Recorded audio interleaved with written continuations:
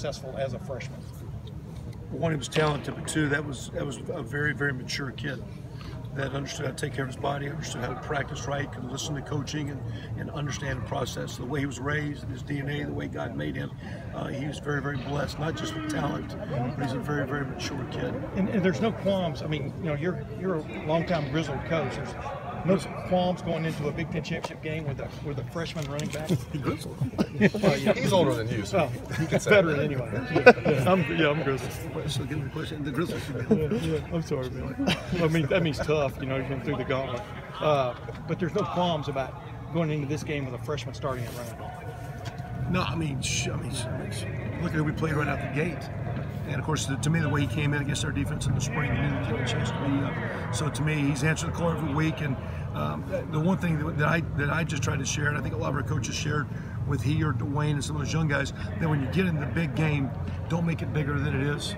And taking care of the ball and squeezing the ball and fundamentals and things that we talk about the very first practice are as critical in the biggest game as in any game, because when you're off with your fundamentals, that's when the turnovers, the errors in the game gets away from you. So when you get in the big games with the young players, you talk about how to keep it simple and to keep their thoughts channeled on not trying to make a play, but just to play hard. In his world, play behind your pads, play with the ball tight, you know, make one cut and be confident in what you're doing. Kevin, what's JT doing real quick? JT Barrett, is he, I know it's a tricky situation where it can come out at any point, but how's he doing overall, Kevin, JT Barrett? I mean, looks good, good attitude, working good.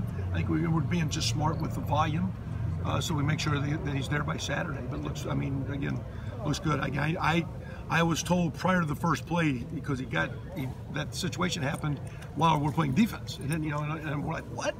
And of course, we were getting ready to do a couple things where he might, you know, and like, can he run? Yeah. So we kind of went standard issue until he was out, and right now we're going standard issue, and we'll just be smart with his volume. Kevin, you guys ever thought about going with Haskins? It never even occurred to you until JT re-injured the knee. Great. Well, he said, and from the sideline, he was good to go and didn't feel any limit. And we didn't play well at the gate, but it wasn't because of him. It was just play calling and execution. Kevin, I know in November you've had to deal. In November, you've dealt with weather the last few weeks. I mean, whether it's wind or rain. I mean, obviously, it'll be 72 degrees Saturday, 1 mile an hour. Assuming it's not going to be a factor this weekend, of course. They didn't get the roof closed. Exactly. How does that change, you know, what you'll do offensively? Does that tweak anything from what you guys have been doing lately with perfect conditions? No, I mean, we've tried to going in these previous games where we went out in bad weather because you know you need to throw the ball effectively and you need to throw it in. You know, the wind's the worst thing.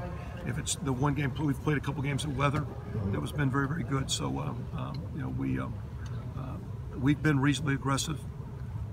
We were trying to be smart the other night, but we still threw the ball in the second half in the really, really bad weather. And of course, this will be a very loud environment, a very strong opponent. It'll be a sterile playing conditions. Kevin, I apologize. I didn't research this before I asked you, so I'm making you do all the work. How often have you used a true freshman running back in your career? Have you had? Adrian Peterson was decent. That's all right. He's okay. I wanted to make sure that. That's why I didn't want to say and be wrong. Well, he was okay. I mean, we've had a few. Who else? Tevin Coleman was good, young.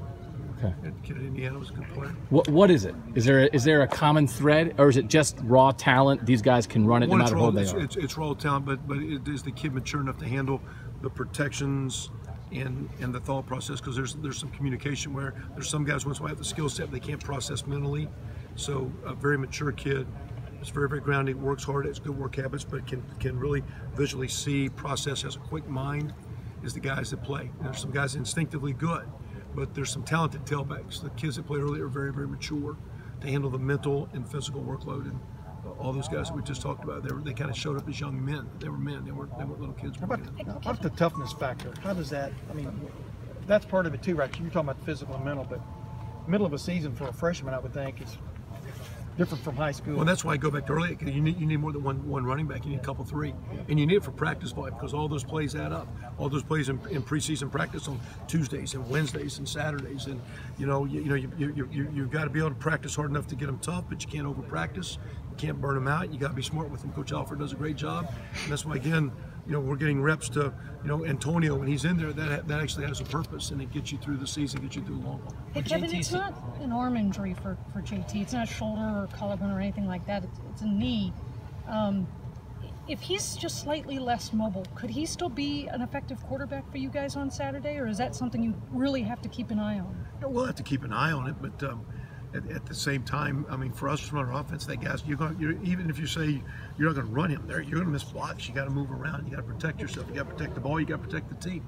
So you know, at the end of the day, mobility will be critical to he or anyone playing that position. And you know how we use him. I mean, we're going to do what we do and play our game. Kevin, what was the lesson learned, or your reaction to what happened to Greg on Sunday, from basically having the Tennessee job to having it taken away from him by the social media and everything else that blew up? What's just your reaction to that? Well, I know my wife reached out to his family. You know, around here we kind of work, you know, so we don't sit around and talk about it. We don't gossip, you know. I haven't had a conversation with it. You know, it's, you know, whatever. I mean, you live in a public world, and there are a lot of things reported that aren't accurate. We've been a part of that. We know that.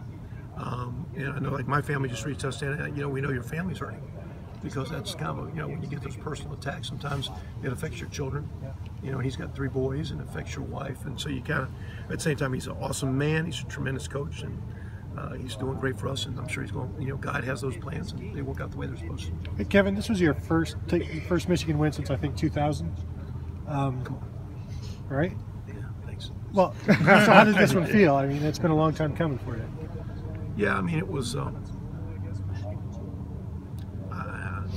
I don't know, man, I'm getting so old enough that I kind of get in the probably, okay, you got a job to do, and like, okay, and it's kind of good, and I appreciate it, and I get on the next one. So it's not, I try not to get all, yeah, I think when I was young, I was all giddy, and I know the first one, 2000, I was fired up about that one, but this one, it's like I wasn't expecting to win. I was like, that was great, and that was good, and we got a lot of work to do, and let's enjoy it with the players, but kind of, I think I got a little older, I just kind of, not going through the motions, but like, hey, you know, you have a lot of work to do, and it's so hard in this day and age because of all the media and distractions and voices, just to keep guys channeled in your position or your job and everything channeled on doing your job to help this football team win. Are you too grizzled?